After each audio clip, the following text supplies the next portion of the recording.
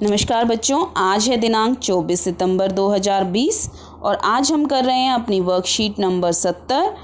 कक्षा छठी से 8वीं के विद्यार्थियों के लिए ये वर्कशीट है। आपको यहाँ पर जो है अपना नाम लिखना है, यहाँ पर अपनी कक्षा अध्यापिका का नाम लिखना है। और जो आज की वर्कशीट है उसका मुख्य विषय है कीट यानी के कीड़े। तो आज की वर्कशीट में हमें कीड़ों के विषय में बताया गया है। आइए देखते हैं क्या क्या बताया गया है। जीवों के संसार में अलग अलग प्रकार के कीट या कीड़े होते हैं, जैसे तितलियों, मधुमक्खियों, कॉकरोच, चींटियां, मक्खी और मच्छर आदि। सभी कीड़ों के 6 पैर और शरीर के 3 भाग होते हैं। यानी कि आपने देखा होगा, कभी कीड़ों को आपने ध्यान से देखा हो तो देखा होगा कि उनके कितने पैर होते हैं, 6 पैर होते हैं। और जो नई जानकारी है वो ये है कि इनके शरीर के 3 भाग होते हैं, सिर, वक्ष और पेट या उदर। पेट को ही उदर कहा जाता है। तो अब आगे देखते हैं हमें कीड़ों के विषय में और क्या बताया गया है। आपने कभी तितली देखी है? तो तितली जब आप बनाते हैं चित्र तितली का, तो आप ज़रूर इस तरह से तितली के ऊपर 2 एंटीना बनाते होंगे, है ना। तो ये एंटीना जो हैं वो सभी कीड़ों पर होते हैं। देखिए यहाँ पर बताया गया है कि सभी कीटों में 2 एंटीना होते हैं। उनका उपयोग किसी भी प्रकार की गंध, स्वाद उन्हें महसूस करने में किया जाता है। कीटों के शरीर के बाहर एक कंकाल होता है जो वाटरप्रूफ होता है, जिसे बाह्य कंकाल कहा जाता है। यह सुरक्षा के लिए है। कुछ कीटों के पंख होते हैं, इसलिए वे उड़ सकते हैं। तो आपको पता है कौन कौन से कीड़े उड़ सकते हैं? जैसे कि मधुमक्खी, मक्खी, मच्छर, ये वो कीड़े हैं जिनके पंख होते हैं। जबकि कुछ ऐसे कीड़े भी हैं जिनके पंख नहीं होते हैं। तो वो उनका उदाहरण आप क्या दे सकते हैं? जैसे कि एक चींटी, इसके पंख नहीं होते तो ये रेंगती है, कूदती है या तैरते हैं। जो इस तरह के कीड़े हैं वो इस तरह से चलते हैं। तो चींटी जो है उसके भी पंख नहीं होते तो वो रेंगती है। अब जो है हमें बताया गया है कि एक कीट का जीवन चक्र कैसा होता है, यानी कि सबसे पहले क्या आता है और उसके बाद किस तरह से एक कीट जो है वो पूरी तरह से तैयार होता है। तो आइए देखते हैं कीट का जीवन चक्र। तो यहाँ पर जो है हमें कीट का जीवन चक्र दिखाया गया है।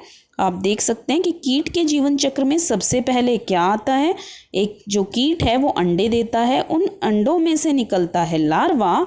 लार्वा से तैयार होता है प्यूपा, और प्यूपा जब बड़ा होता है तो बन जाता है एक वयस्क कीट। तो अब आप इस लाइफ साइकिल को इस तरह भी समझा सकते हैं कि एक कीट ने क्या दिए, सबसे पहले अंडे दिए, अंडों से तैयार हुआ लार्वा, लार्वा से तैयार हुआ प्यूपा, और फिर एक वयस्क कीट तैयार हो जाता है। और अगर आपको इसको और रोचक तरीके से समझना है तो आप एक बटरफ्लाई का जीवन चक्र भी अपनी कॉपी में बना सकते हैं, जो मैंने यहाँ दिया है।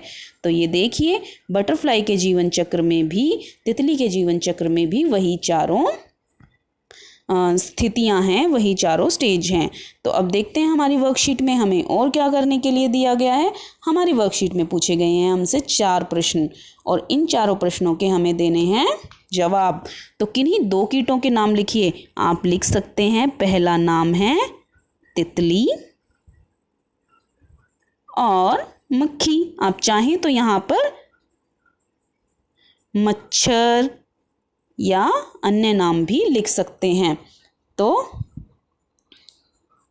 यहाँ पर हमने 2 कीटों के नाम लिखे। अगला प्रश्न आप देखेंगे तो जो अगला प्रश्न है उसमें पूछा गया है कीट के जीवन चक्र में कौन सी 4 अवस्थाएं होती हैं। तो आपको वो जीवन चक्र की 4 अवस्थाएं दिखाई दे रही हैं ऊपर। वो 4 अवस्थाएं हैं। पहली अवस्था क्या है? वो है अंडा। दूसरी अवस्था में अंडे से क्या निकलता है? लार्वा। तीसरी अवस्था होती है प्यूपा, और चौथी अवस्था में एक वयस्क जो कीट है वो तैयार हो जाता है। तो यहाँ पर आपको लिखना है वयस्क। तो कीट के शरीर के 3 भागों के नाम लिखिए। ये भी आपने पढ़े थे। तो पहला भाग था सिर, वक्ष और पेट या उद्र। तो जो आप देख सकते हैं कि यहाँ पर यही तीनों भाग ऊपर भी दिए गए हैं। तो अब हम बढ़ते हैं अपने चौथे प्रश्न की तरफ। चौथा प्रश्न क्या कहता है, हमसे क्या पूछता है, एक कीट की कितनी टांगें होती हैं? तो ये तो आपको पता है, मैंने आपको गिनने के लिए भी कहा था। तो ये वर्कशीट में हम लिखेंगे एक कीट की कितनी टांगें होती हैं, 6 टांगें होती हैं।